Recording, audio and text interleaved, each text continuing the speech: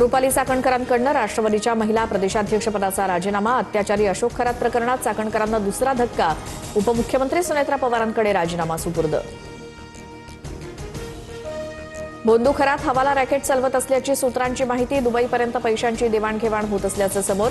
खरातचे अनेक बडे भक्त आणि अधिकारी मदत करत असल्याची माहिती उघड।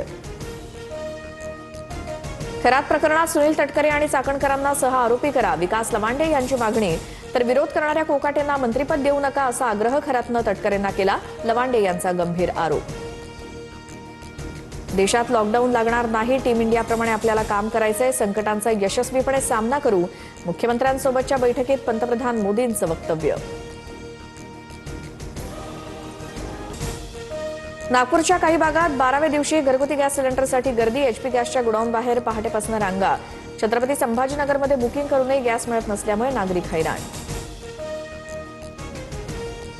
व्हिडिओ व्हायरल झाल्यानंतर जिरवाळांचा मला फोन। 2 ते 4 क्लिप्स जोडून चुकीच्या पद्धतीने व्हिडिओ बनवल्याचा आरोप करत चौकशीची मागणी केली। व्हिडिओमध्ये सत्यता असल्यास योग्य ती कारवाई होईल, फडणवीसांचं भाष्य। राज्यामध्ये 30 आणि 31 मार्चला मेघगर्जनेसह वादळी पावसाचा इशारा। विदर्भ, मराठवाडा आणि मध्य महाराष्ट्रात गारपिटीची शक्यता।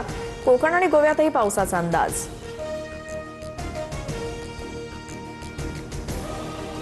मुंबई लोकलच्या 3ही मार्गांवरती उद्या मेगा ब्लॉक। पश्चिम रेल्वेवर कांदिवली ते बोरिवली दरम्यान धीम्या मार्गावर 19 तासांचा ब्लॉक। 300 लोकल रद्द। मध्य रेल्वेवर माटुंगा ते मुलुंड धीम्या मार्गावर ब्लॉक। तर ट्रान्स हार्बर 5 तास बंद राहणार।